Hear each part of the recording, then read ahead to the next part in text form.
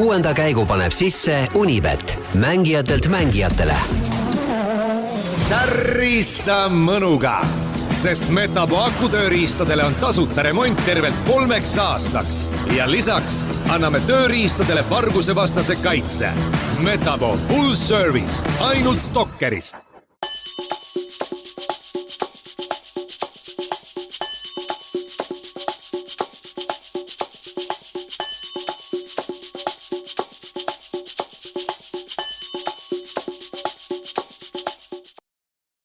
Tere kallid rallisõbrad, Horvaatia ralli esimene täispikk võistluspäev ja 8 kiiruskatset on meil möödas. Juhtimas on Thierry Neuville Elvin Evansi ees 5,7 sekundiga. Ott Tänak hoidmas kinni 3. kohast, 30,0 sekundit jääb tema maha Neuvillist ja 3,4 sekundit jääb lahutab hetkel poodiumist Esa-Pekka Lappit. Kuidas tänane päev on selliseks joonistunud, miks ta on selliseks joonistunud, sellest hakkame kohe varsti rääkima. Meil on saates uus külaline, Urmas Roosimaa, Rally Estonia võistluste juht. Tere õhtust! Oled otse tulnud Rally Estonia radadelt, ma saan aru? Jah, et selline väike tiir on täna tehtud, et oludusunil pidime seda tegema kahjuks tänasel päeval. Et tahaks nagu rohkem aega võtta ja teha nädalavahetusel, aga täna olime sunnitud tegema läbisõidu. Sa tahad teha tööd nädalavahetusel? No ralli ei küsi, kas ta tahab tulla või ei taha, ta lihtsalt tuleb. Tuleb. Ja Roland täna meil siia ei tulnud, aga on kohal hetkel baseerub Otepääl. Tere, Roland! Rally Estonia teedel on ju? Täitsa tee ääres. Ja tere minu poolt ka. Ma just enne Gunnarile ütlesin, et terve päev rallit jälginud, aga kuidagi midagi on ikka valesti, kui stuudiosse ei satu, nii et ma põhimõtteliselt pool surusin ennast ikka siia otse saatesse, nii et siin ma olen. Tore on olla. Kuigi aga meil on ka ilm täitsa Horvaatia sarnane või kuidas seal Otepääl kandis? Urmas, sina autost välja ei saanud, aga Roland, sa oled vast väljas käinud rohkem? Ilm on okei, ma ütleks, et ma arvan, et üle Eesti suht sarnane. Leidsin mõne lumehunniku veel leidsin, aga kevad on saabunud ka siia talvepealinna. Ja. Mina leidsin ka lumehunniku. Ma käisin Ironman Tallinna pressikonverentsil lauluväljakul ja see lauluväljaku MK-etapi lumi on seal täitsa alles veel. Nii et kes tunneb veel, et jäi väheks see talv sellest kelgu- ja suusatrallist, siis ma tean, kus Tallinna viimane lumi on. Aga Horvaatia rallist, Roland, kuidas meeldis tänane päev? Oli nii ühte kui teist, oli seal rehvivahetust, oli tehnilise probleeme, see vahelduv asfalt ikkagi valmistab paraja väljakutse sõitjatele? Jaa, selles mõttes, et eks ta oli nagu ootustele vastav nii palju, et arvata võis, et ta selline suhteliselt must tee saab olema nii-öelda porine ja keeruline sõita. Võib-olla need rehvi purunemised kohe alguses olid veidi üllatavad, aga eks see käib sellise ralli juurde, kus sellise pinnase peal sõidetakse, nii et nii ta oli, aga kui me nüüd võtame selle kogu päeva lõpptulemuse lahti, siis kindlasti minu ennustus see ei olnud. Ei oleks osanud Thierry Neuville'i paigutada ka sinna täitsa tippu, et kindlasti üllatusi ta pakkus, aga võib-olla kõige enam on tänase päeva kokkuvõttes positiivne näha, et kõik 3 tootjat on poodiumil. Jaa. Urmas, milliseid asju sina jälgid Horvaatia ralli puhul või üldse WRC rallide puhul? Ma arvan, et need on hoopis teised asjad, mida meie Rolandiga vaatame. Eks ma vaatan ikkagi rohkem nüüd selliseid pülletääne, žürii otsuseid, et rohkem nagu sellist tehnilist poolt, aga ütleme, kui ma päeva vaatasin, siis minu jaoks on samamoodi on, et märksõna on see esimene päev siis nagu ikkagi rehvid. Rehvi purunemised, kes nüüd on natukene rohkem jälginud, siis vastu õhtut tuli siin välja veel üks pülletan, mis keelab siis autode varjamise hoolduspargist Eesti võistlejate eest. Et ma küll täpselt ei tea, mis see taust nüüd seal on, või miks selline otsus on tehtud, aga ma eeldan, et see on ikkagi sellepärast, et kui siis korraldajapoolsed tehnoülevaatajad ei näe autot mingil põhjusel, seda varjatakse nagu teiste eest, siis see häda hakkab sealt pihta, sest ülevaatajal peab ikkagi kogu aeg olema auto visuaalis silmes, et näha, mis seal auto ümber tehakse. Aga miks need autosid varjama hakati, siis jälle ma puhtalt utreerin, et tegemist on ikkagi kaasvõistlejate eest oma rehvivaliku varjamisega. Mõjutab see kuidagi ka, ma ei tea, kohtunike tööd, et seal varjatakse 1,2? no tehnoülevaataja ongi tegelikult, või skrutineer ongi ju tegelikult kohtunik, faktikohtunik, et tema tööd ei saa nagu kuidagi moodi varjata. Enne kui me vaatame, mida Kaspar meile räägib Zagrebist, tasub üle meenutada, mis meil täna saates veel juhtub. Loomulikult Kirst Ordil on peale saadet pihta hakkav, saate raames peale saadet, pihta hakkav Kahooti viktoriin. Valmistage enda nutirakendused Kahooti omad juba valmis või siis on võimalik ka täiesti veebiversioonis pannes lihtsalt Kahoot Google'isse selle kaudu mängida ja anname välja esimest korda ka auhinna võitjale. Meil on siin Noko kinkikott ja siin Nokamüts koos jookidega. Anname selle välja ja mängige kaasa, mõelge kaasa. Urmas on samuti mõned küsimused koostanud ja küsimusi ootame ka laivis saate ajal 6kaik@delfi.ee. Nutikamad küsimused, põnevamad mõtlemisülesanded meile saavad ka kingitustega premeeritud nädala lõpus. Aga Kaspari jutule sissejuhatuseks, enne kui me Kaspari liinile võtame, miks meil on selline üldjärjestus, on siis juba teisel kiiruskatsel Sébastien Ogier ja Kalle Roompere lõhkusid rehvid ja langesid siis võistlejate rivi tahaotsa WRC autode arvestuses, hoiavad siis Ogier hetkel 5. ja Kalle Roompere suisa 8. kohta. Aga mis tänasest päevast veel kõrva taha on Kaspar pannud, seda kohe kuuleme. Ja tere sulle, Kaspar, Zagrebisse. Räägi, kus oled, mida teed?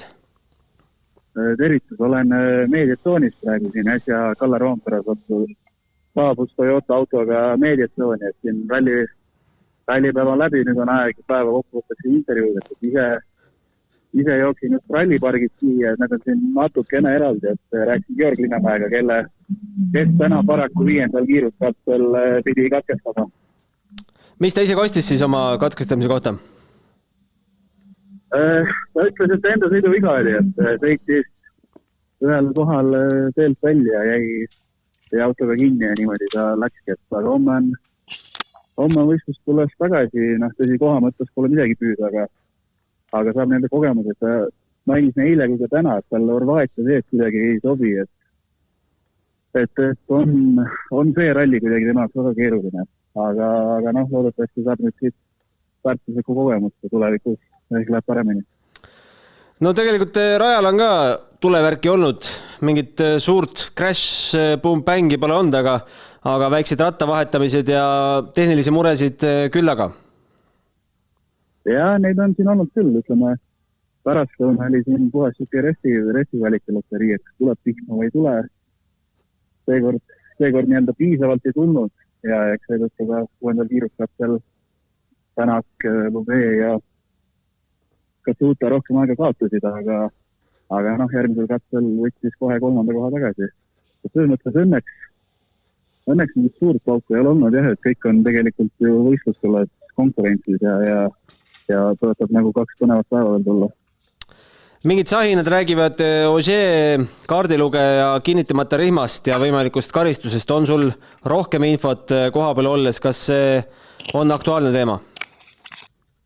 Olen neid sahineid lugenud, aga ma ei oska öelda, minu teada kohtunikelt mingit otsust pole veel tulnud. Et ei ole küll silma hakanud. Eks näis, kas see võetakse teemaks siin nii-öelda ametlikult või mitte.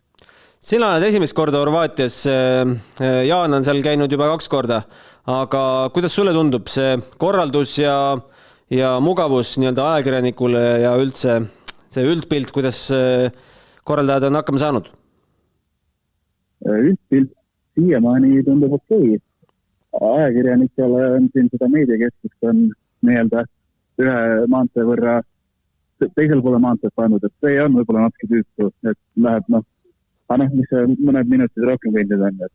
Et iseenesest piltpaanis on okei ja ajakirjanike koha pealt või nii palju öelda, et süüa juua kohtum korralikult päevad. Palju seal teiste väljaannete ajakirjanike või üldse teiste riikide ajakirjanike on peale sinu? Ikka on. Soomlasi on mitu tükki mitmest väljaandes. Siin ajakirjanik jagub ikka, siis kohal nagu ikka Saksamaalt, Prantsusmaalt ralliajakirjanikud, välismaalt veel, Inglismaalt, et need huvi on ikka olemas ja nii-öelda korralik Euroopa ralli. No meie eilne saade lõppes ennem ära, kui algasid suured mälestustseremooniad seal Zagrebi kesklinnas. Milline see tseremoonia siis välja nägi, mille muljeid sa oled vahendanud meil ka Delfis ja tänases LPs?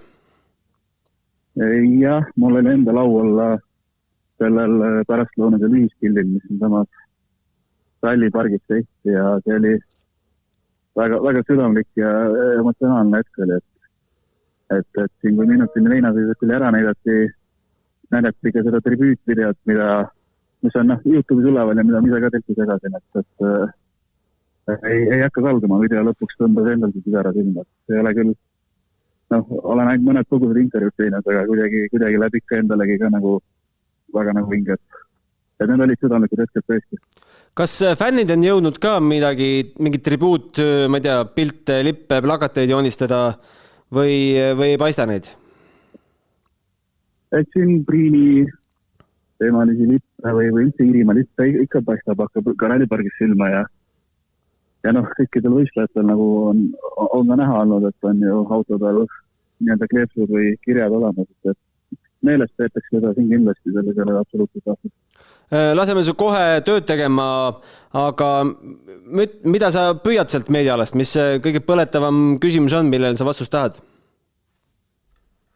No vaatame, kes siin kohale jõuavad, aga kindlasti tahaks Latvalaga täna rääkida ja N-spordiga ja Hyundaiga, et vaatame, mis siit välja koorub. Need saab ikka lappi ette saada. Et saagimist on sul kõvasti. Aitäh sulle, Kaspar, praegu.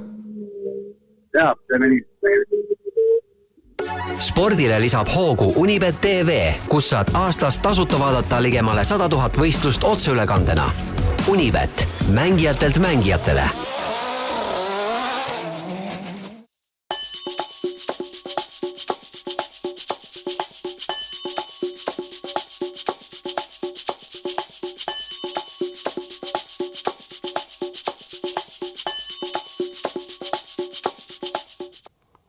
Urmas, sellest kinnitamata turvavööst Ogier kaardilugeja puhul oli natukene juttu. Kui tõsine rikkumine see ikkagi on? Lõpeb see alati karistusega või teinekord võib ka leebemalt pääseda? See sõltub, kas see on kuidagi jõudnud žürii laua peale, sest igasuguse karistuse otsustab žürii ja päeva keskel selle niikuinii teha jõuaks, sest üks asi on žürii otsus, teine asi on see, et alati peab ära kuulama ka siis sõitja poole nagu versiooni ja tiimipoolse versiooni, nii et nüüd kui sõitjad on tagasi servises, tiimijuhid on koha peal, siis kui see on sattunud žürii laua peale või žürii uurimise alla, siis kutsutakse sõitjad välja läbi võistluste vahenduskohtuniku ja siis kuulatakse nende poole versioon ja hiljem siis tehakse otsus. Kuidas jõuab asi žürii lauale? Kas konkurendid koputavad, võib ka pealtvaataja saata vihje? Ei, no päris nii ise üles tunnistada? Ei, nii lihtsalt asjad ei käi, et see on ikkagi see, kas tuleb, ütleme siis FIA ametnikult, see tuleb kas võistluse juhilt, kes on siis vastava ettekande teinud või esilise teinud, et päris nüüd nii, et pealtvaataja helistab kuhugi ja annab midagi teada, et see on, ütleme, et struktuurselt on töö samasugune nagu kohus ehk siis kohtumõistmine, nii et väga täpselt peab kõike reeglistiku järgima, väga täpselt peab reglementeerima, mis punkti alla see rikkumine või võimalik rikkumine üldse läheb, nii et ja kas ta üldse läheb. Nii et selle mõttes ma ei oska täna seda öelda, kas see on tuld kuskile või ei ole tuld. Aga kas on variant, et kõik pealtvaatajad näevad WRC All-Live'ist, aga kohtunikel jääb märkamata? Ka nii võib juhtuda, et siis lihtsalt on, kuidas ma ütlen, sõitjalõin kaasas, aga samas ütleme, väga palju on ju võimalik ju vaadata videosid, mis näiteks kuhugi üles tulevad, neid jälgitakse, sotsiaalmeediakanalid ju väga täpselt jälgitakse, nii et võtame kas või näiteks Ogieri äkki oli 2 aasta tagune rikkumine, kui ta sõitis vist punase tulega üle ristmiku. Et see oli puhtal kujul ju fänni tehtud video, mis kuhugi sotsiaalmeediasse jõudis ja sealt kaudu jõudis žürii laua peale. Samal rallil oli Ogier veel see väike kokkupõrge. No see nüüd nii väike ka ei olnud, aga oli küll jah, sama intsident oli küll jah. Midagi sellist Rally Estonialt ei tule meelde, et publik oleks sekkunud siin võistluskäiku? Hetkel küll niimoodi ei tule meelde, aga eks samamoodi Rally Estonial samamoodi me jälgime ikkagi sotsiaalmeedia kanaleid, kui mingid asjad kuhugi üles tulevad, siis selle põhjal nagu ka vaatame, et millega tegu on, et kas on mingi võimalik rikkumine või on mingi pahatahtlik rikkumine või... Aga nii need asjad käivad, et kuskilt see info tuleb. Meid ikkagi huvitab Horvaatia puhul eelkõige Oti käitumine ja Oti, mitte käitumine, siin on auto käitumine loomulikult. Roland, kuidas sulle tundub, kui seda hommikust tehnilist muret väikseid rooliga ja autoseadistustega ka poleks olnud, oleks Ott saanud liikuda nii, nagu ta oleks tahtnud liikuda. Kas me näeksime teda hetkel kõrgemal kohal? No ma arvan, et kui nüüd need välistada, see tähendaks, et olukord oleks ideaalne Oti jaoks, on ju. Ja see tähendaks ilmselgelt seda, et me teame, kus Ott suudab oma kiirusega olla, esimene. Aga ralli on selline, et võib-olla eilsel testikatsel, kui ma rääkisin, et kui ma jälgin üldse testikatsest midagi, siis esimest runni ja selle järgi tundus, et tegelikult Ott võiks olla päris rahul oma seadistusega. Et eks see ralli jooksul on ikkagi teine olukord natuke ja seal oli neid muresi võib-olla veidi. Aga tegelikult ka see nii-öelda välja suretamine sellest vasak tagasi pöördes, et kokkuvõttes päeva lõpuks 30 sekundit taga alla liidrist, maailma lõpp ei ole, et me oleme näinud, mis siin Horvaatia rallil juhtuda võib, et kohati parast bingolottad on ju. Jätkuvalt kõik võimalik, et pigem võib-olla isegi mõne teise sõitja poolt kuulnud sellist seadistusega maadlemist rohkem, et Rovanpere siin lõpuks ütles, et tundub, et täna päeva lõpuks on ta saanud oma seadistuse paika. Lappi samas ütleb, et midagi on vaja teha, aga ta ei kujuta ette hetkel mida. Et tuleb natukene leida kuskilt juurde, aga see on nüüd puhas inseneri töö juba, et tema nagu ei oska väga kuhugi poole siin ise liikuda. Et tegelikult sõita talle kõik natukene hädas nendes keerulistes tingimustes. Aga Siim, ma torkan sulle kohe vahel ühe sellise väikse fakti, et kui ma vaatasin Oti katsevõitu täna 7. katsel, siis see oli kõige suurema ja kõige kõrgema keskmise kiirusega kiiruskatse. Ehk siis see näitab seda, et tegelikult Fordi kiirus on väga okei. Aga tundub, et nii kui läheb kuskil nikerdamiseks, siis ei saa seda nagu vurtsu kätte veel. Ja, nõus täiesti, et sorry Gunnar. Aga ei, ma olen Urmasega täiesti nõus ja, et Ford on tegelikult ka mitte ainult siin Horvaatias, vaid ka varem näidanud, eriti Oti käes on ju. Ott on kiirete katsete nii-öelda, võime öelda, valitseja alati olnud ja tundub, et ka see Ford sobib väga hästi kiiretele katsetele, et see kooslus toimib tihti peale nendel kiiretel lõikudel just hästi. Aga ma tulen ühe jutu juurde veel tagasi, me rääkisime rehvidest, siis tegelikult ju aasta tagasi, mis meil esimene päev teemaks olid, üllatus, rehvid, et rehvi lõhkus ju nii Ott Tänak esimesel päeval, Katsuta lõhkus, Greensmith lõhkus, et see nagu nüüd Horvaatia puhul väga üllatus ei ole, et need rehvid seal lähevad, et ta on ikkagi selle mõttes spetsiifiline üritus, et kas see võib olla sellest, et rehvitootja, tal on vähe kogemusi sellel rallil, see on ikkagi 3. korda alles MM-ralli?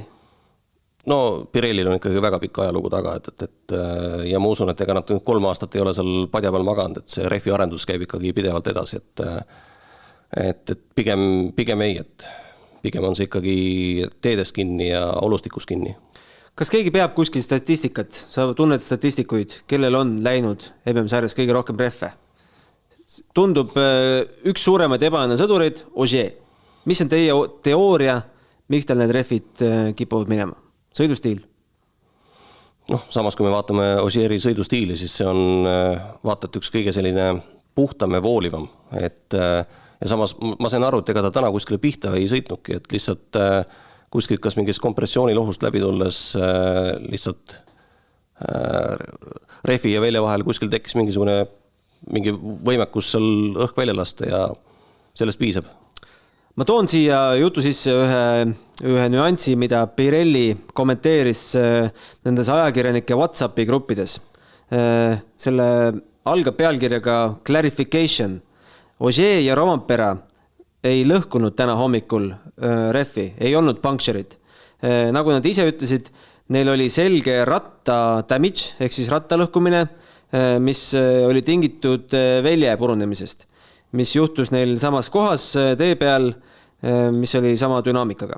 Ja faktiliselt ei ole ratta purunemine puncture. On see tõsi? Kokkuvõttes oli rehv ikkagi tühi ju. Et tühja rehviga seda sõita ei saa, eks. Et see on nüüd puhtal kujul selline ma tooksin ühe hea näite, et kui Eesti rallidelgi on olnud katkestamisi, toimub väljasõit ja siis pannakse katkestamise põhjuseks, et rehv on katki.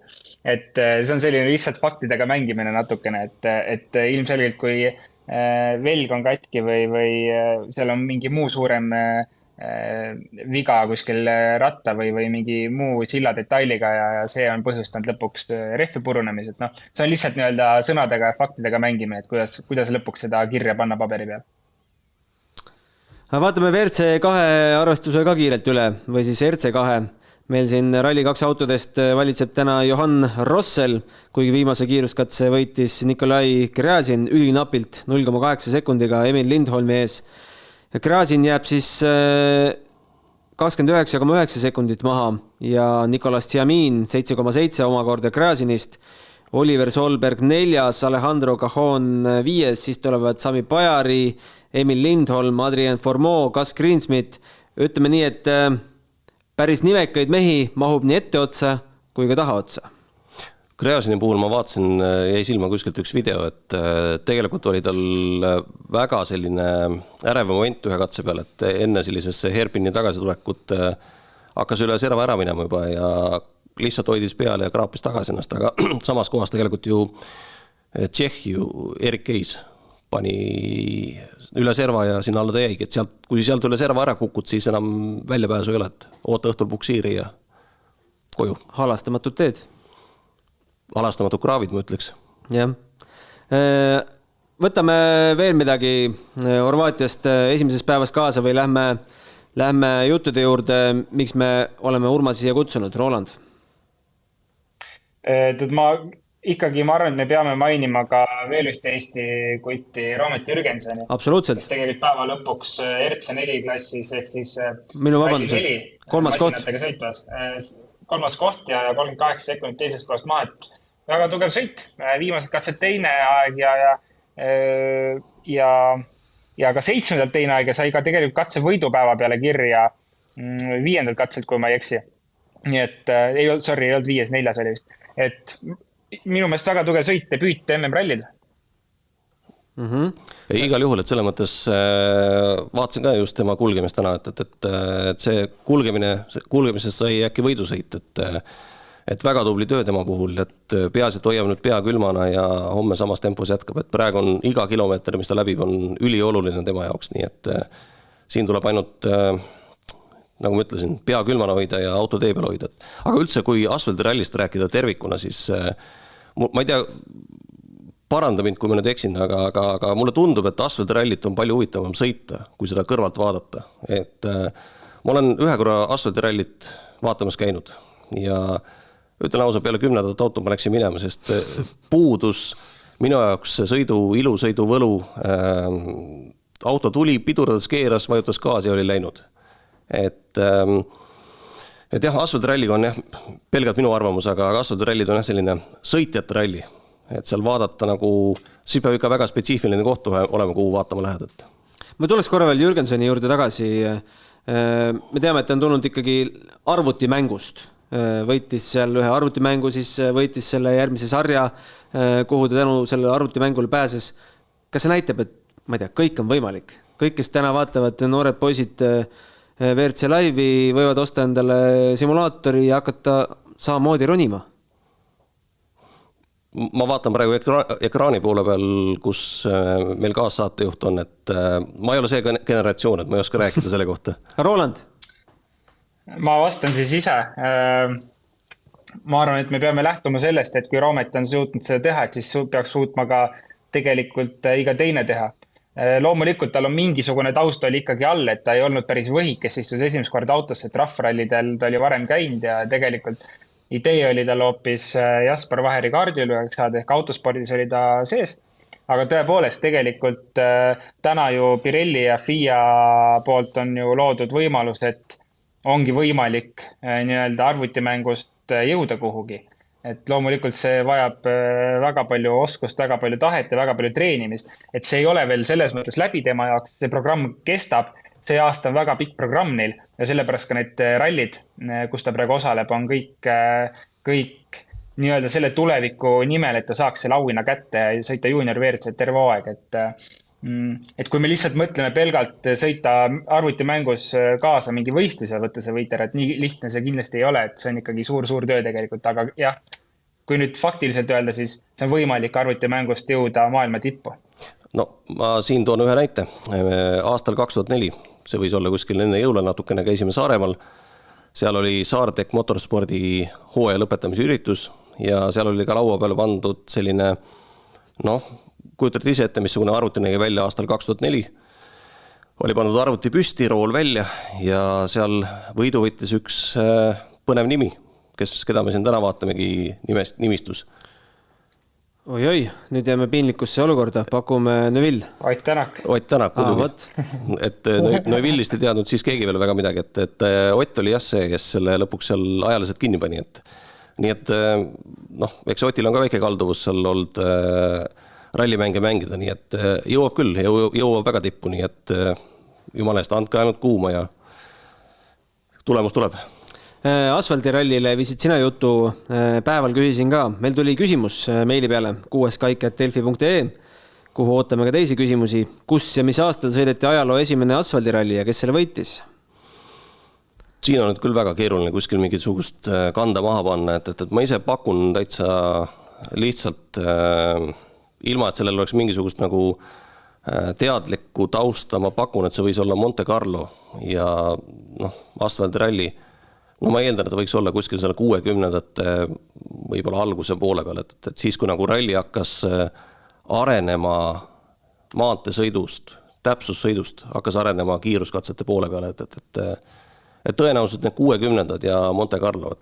Kas me maanteesõidu ei loe siin autoralliks? No ikka loeme, sest tegelikult ju me sealt ju tuleme ajaloost, et nii nad kõik algasid, aga ma arvan, et see eeldaks ju asfaltteede võrku, millal asfaltteid hakati tegema peale teist maailmasõda rohkem, siis ma arvan, et me ei eksi, kui me kuskil selle 60-ndasse selle näpu maha paneme.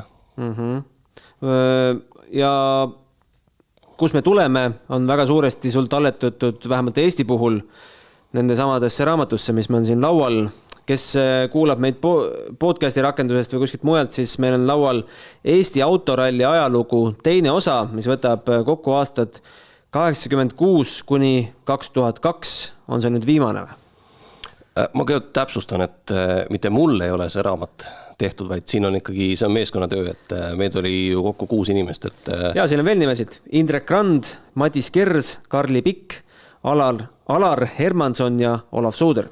Just, et see oli 6 mehe nagu projekt, et ilma, et oleks nagu alguses saanud 6 meest kokku ja hakanud mõtlema, et nüüd me teeme raamatu kaugel sellest. See oli lihtsalt see, et me hakkasime huvi tundma Eesti autoralli ajaloo vastu, et aru saada, kus me nüüd rohkemalt tuleme või kus need juured täpsemalt on, et mis sõidud üldse Eestis on sõidetud ja siis vaikselt tulime ja ühel hetkel oli selge, et kuna see maht, mis me olime kokku korjanud, on juba nii suur, et see tuli nagu mingiks vormindada ja meie arvamus oli see, et sõltumata sellest, et kõike saab täna pilve laadida, kõike saab täna interneti üles laadida, on ikkagi see, mis säilib, on raamat. Ja siis nii ta valmis saigi meil. Kust saab inimene selle raamatu endale soetada ja kas veel saab? Esimest osa enam ei saa, ehk siis sellega on juba... Aamen. Sellega on jah, et kui veel kuskilt nüüd kellegil satub olema ja lihtsalt satub uuesti järelmüüki, siis sealt saab, aga teiste osa on veel täna täitsa olemas Eesti Autospordiliidus. Sealt saab küsida ja teine koht, kus saab tellida omale, on Rally Estonia kodulehekülg. Mul on Rally Estonia koduleht lahti ka. Me saame siin isegi näidata, kus seda täpselt saab. Siit samast kohast saab ka päevapasse osta erinevad hinnad, erinevad passid tähendavad siin erinevaid asju, süüviga kindlasti detailidesse ja siin lõpupoole siis täitsa olemas. Seal on jah, et kellele see pakub huvi, kellel isa on sõitnud, onu on sõitnud, lähisugulane on sõitnud, et siis saab sellise võrdlemisi hea ülevaate, mis on toimunud meil ja kust me üldse nagu tuleme, mis jäljed on maha jäetud kuhugi. Ja ma arvan, et tervikuna huvilisele sealt infot peaks olema päris palju leida. Rally Estonia kodulehest veel rääkida, siis võime siia oodata varsti ka rajakaarte näiteks? Väga kaugel see hetk ei ole, nii et ma praegu peast ei oska öelda, millal meil see ametlik launch on, aga need on, ma arvan, selline mitte väga pikka aega enam oodata. Siin on eraldi rubriik ka majutusasutustele. Võiksid need olla aktiivsemad, registreerida ennast siia? No ma arvan, et eks kevadal on praegu ikka see, et kõigepealt, kellel seal võib-olla suvel on majutused nagu rohkem... 17 kodumajutust. Just, et ma mõtlengi, et kellel on siin suvel nagu maja nagu rohkem kasutuses, et talvel polegi olnud selle koha peal, siis väga paljud alles aktiveerivadki enda majad ja ööbimiskohad siin kuskil aprill-mai, et tõenäoliselt neid hakkab ikkagi juurde tulema, et siit ka üleskutse, et kellel on pakkuda ööbimist, majutust Rally Estonia ajaks 20–23 juuli sel aastal, siis minge rallyestonia.ee kodulehe peale ja sealt leiate juba kõik vajaliku info. Mis faasis hetkel on ralli korraldamine? Saab seda kuidagi faaside kaupa lahterdada? Noh, faase ma ei oska kuidagi nagu ette tuua, aga ütleme nii, et me oleme väga hästi graafikus. Näiteks eelmine aasta, ma just sirvisin eelmise aasta pilte, eelmine aasta ma vaatasin 30. aprill oli veel metsa all kohati lund. See aasta põhimõtteliselt enam ei ole. No me ikkagi natukene reedel nägime. No jah, aga see enam ei mõjuta kuidagi teede kvaliteeti, et teed on väga hästi säilinud, selline suurem, kuidas ma ütlen, suurem sulavesi on ära läinud, teed kahjustunud ei ole, nii et mõnes kohas teeme paar hooldust veel ja ma arvan, et me oleme väga hästi nagu graafikus. Mis täna käisid tegemist seal? No täna oligi täielik läbisõit kõikidele kiiruskatsetele, et saada aru, et mis on seal nüüd talvega toimunud, sest väga palju teed on meil ju talvel ei kuulu nagu lahti lükkamisele, et lihtsalt aru saada, et mis seal on toimunud vahepeal, kas seal on midagi vaja meil sekkuda kuskil, kas meie nagu sellised mõtted, mis me oleme seni lauda pannud, kas need on töötanud. Vastus on täna see, et kõik see, mis me oleme teinud, kõik on läinud täpselt nii, nagu oleme plaaninud ja mõni üksik koht, mis vajab natuke kõpitsemist, et selle mõttes nagu pilt on täna tõesti väga, väga hea metsas. Kas see töö veel nagu stressi ka pakub või on kõik juba, te olete nii kogenud korraldajad, kõik läheb libedalt, et ei jõua pulssigi üles tõsta?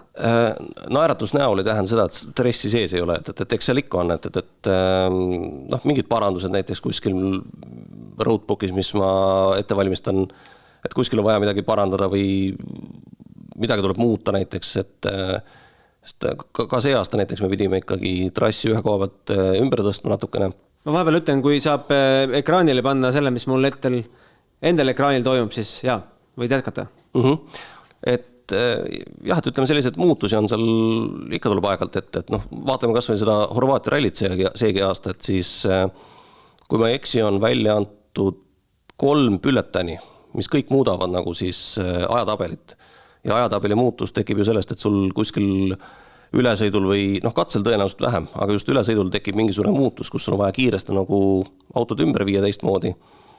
Võtame kas või selle viimase Horvaatia bülletani, kus muudeti ajatabelit ja rallitrassi. Põhjus oli väga lihtne, et kus selle 9. ja 10. katse vahel ülesõidul on jõgi ühe koha pealt tee lihtsalt ära viinud ja tuleb sõita selline 2 kilomeetrit, 3 kilomeetrit ringi. Aga selleks, et see kõik nüüd kähku ära muuta, uuesti kaardistada, selle kohta paber välja anda, ma ei oska täna nagu kaardi pealt hinnata, kui kaugel see koht on. Et kui me eeldame, et see on võistluskeskusest näiteks kas või 50 kilomeetrit eemal, siis on selline 4–4,5 tunni protsess, et see kõik nagu lõpuks paberi üle saab, nii et kindlasti sellised kohad on väga stressirohked, et kui need just enne võistlust veel juhtuvad, et siis siis on stress, aga täna Mäletad on... enda tööst sellist olukorda? Jah, aga ütleme täna nagu stressi kui sellist ma ei tea, et kuskil kellelgi väga oleks, et ütleme nii, et puuna ajal keegi täna nutmas ei käi kuskil. On meil tulnud ka selliseid viimase hetke muudatusi teha? Ja ikka on, et neid tuleb, et paratamatult me kõiki asju ette ei näe ja ta on üks osa sellest. Ütled sa selle pildi järgi praegu ära ka, mis katse me oleme? See on Karaski katse ja päris viimane osa seal, kus seal küngast vahel nagu laugelt see tee paremale vasakule lookleb, et kohe tuleb üks teravam mahapööre vasakule, siis hakkame jõudma sinna päris lõppu. Miks see hani seal peal on, seda oskad ka öelda? See hani ja hane ma tean väga hästi, miks seal peal on, sellepärast, et just sel hetkel, kui sa küsisid, et kuidas sa iseloomustad seda teed, siis mul ei tulnud nagu ühtegi muud tarka lauset pähe, kui mul ma ennem nägin kuskile hane lendamas ja sellest hanest nagu mul tekkis see siuke nagu sidusus selle kohta, et see tee tegelikult samamoodi laugelt niimoodi üle nukkide ja pehmelt niimoodi läheb, et täpselt nagu hanelend, nii et sellepärast see hani seal tekkis, ma arvan. Siin me keerisime asfaldi peale. Sükke küsimus. Seal on finiš ka praegu just. Võid nimetada seda küsimust väga lolliks, aga kui täna ütleks promootor, et kuulge, meil on Eestisse vaja asfaldirallit, teete ära või? Ei ole materjali. Miks? Ütleme nii, et... Liiga lauge? Ütleme nii, et eks kõik need, mis on vaesemehe asfaldi alla pandud või siis nii-öelda tolmuvaba katte alla pandud, sellest tuleks üks hirmus šikaaniralli, et ma arvan, et me täname viisakalt ja lükkame selle paberi nagu sinna tagasi, kus ta tuli. Kellel neid kaadreid vaadates isu rohkema järele tekkis, siis lähete Delfi Sport, WRC, Rally Estonia ja leiate need videod, mis on veel 2 tükki on avaldamata. Meil on rääkimata Leigo uuest stardipaigast ja veel ühest katsest. Ma ei mäleta nüüd, kas me Karaski katse üldse näitasime ära. Näitasime ikka. See sama, kus Ani lendas, see oligi Karaski. Aga miks ma siis tean, et 2 videot on veel avaldamata, ehk siis midagi jäi veel boonuseks. Aga meile on ka küsimusi esitatud. Ei esita meie ainult küsimusi, varsti hakkame esitama. Pange Kahootid kohe valmis. Aga on küsitud meilt, vaatame mingid küsimusi, võtame täna. See küsimus, mis me enne saadet rääkisime. Mida tehakse purunenud rehvidega? Kas võetakse hooldusparki kaasa, mis saab edasi? Eks need tiimid ikkagi pakivad nii-öelda prahi või prügi kottidesse ja hiljem siis, kui see kuskile kohale jõuab, siis seal jagatakse kuskile laiali. Et tõtt öelda, ma ei ole küll kordagi näinud, et kuskil oleks nüüd jäänud mingisugused rehvid raadil ripakil, et mingid rehvitükid või asjad. Jah, loomulikult, kui katse peal rehv läheb, siis need rehvitükid, kui me nad ikkagi silmnähtavalt üles leiame, kuskil me utiliseerime nad ise ära. Aga tiimid üldiselt ikkagi korraldavad selle kõik ise. Siis selline küsimus, ma sõnastan selle natukene ümber. Ingmar on meilt küsinud, et me tihtipeale näeme, et pahatahtlikud pealtvaatajad on midagi teele asetanud või teinud mingi augu juurde, mingi küngas kruusas tekitatud. Kes seda peaks märkama ja kuidas see info jõuab võistluskeskusesse? On see 0 auto vastutus või on seal vastutus natukene suurem? No ütleme nii, et tõenäosus, et seal keegi nüüd midagi nii paha tahab teha, on suhteliselt väike, aga ka sellised asju on tulnud ette, et täiesti tahtmatult näiteks mõni kohalik elanik toob endale kuskile tee äärde kruusaünniku, mis paratamatult ka kallutamisel jääb mingisugune 30-40 senti võib-olla tee peale. Ja kuna tutvumise ja ralli vahele on jäänud veel paar päeva ja see selle aja jooksul toimub, et siis jah, loomulikult me peame selle peale reageerima, et üldiselt on ikkagi see, et meil on inimesed sõidavad katseid enne rallit väga palju läbi, ma ise sõidan neid läbi, et minu lootus on see, et pahatahtlik inimene ei satu sinna raja äärde, et me ei jõua kõike jälgida, see on selge, aga kes nagu ikkagi näeb midagi sellist, et kuskil hakatakse mingisugust pahandust tegema ja kuskil võib olla, et on on mingit pahandust tehtud, siis loomulikult andke sellest kohe teada. No üldiselt on meil naabrivalve selles mõttes rallifännide vahel toimib ka päris kenasti, et kuskil on inimene, siis seal tavaliselt 10 inimest. Arvestame sellega, et väga paljud rallifännid ju ööbivad ka katsete ääres, et tegelikult see melu ju seal katse ääres öösel on päris äge, et ma usun, et seal ma kõigest hingest loodan, et see on ikkagi selline teema, mis meil ei tule kunagi lauda, et see välistuks minu jaoks väga. Aga maailm on nii ümmargune, kui mitu nurka me saame sealt kätte lugeda. Just. Roland, üks küsimus, millest me võib-olla oleme rääkinud saate jooksul, et Gert küsib seda, et teatavasti palutakse seal All Live'i intervjuudes pärast ingliskeelset intervjuud rääkida ka oma emakeeles, aga meile pannakse see pilt kustu. Mina suudan ainult välja mõelda, et see on selle jaoks, et kuskil on ka ametlik ralliraadio ikkagi mingil FM sagedusel ja sinna see läheb. Tegelikult peaks olema kohaliku meedia, siis kus sõitja pärit on, selle meedia tarbeks, et ka Eestist võiks olla kättesaadav eestikeelne intervjuu. Vähemalt aastaid tagasi see nii oli, kui mina seal olin. Ei lähe see kuhugi nii-öelda FM-i, et tegelikult salvestatakse see lihtsalt ära ja vajadusel, kes soovib, see saab kätte selle siis konkreetse riigi meediakanal. Okei, pole näinud. Roland, ma arvan, see küsimus on ka sulle. Sa oled viimati WRC autoga, aga ralliautoga sõitnud. Kuidas WRC autodel tagurpidi käik sisse läheb, tahab Elari teada? Võt, on käigukang, on ju. Fordi puhul vajutad pealt nuppu ja lükkad vabalt käigult ette poole kangi ja sinna ta lähebki. On tagurpidi käik sees, väga lihtne. Aga teiste markide?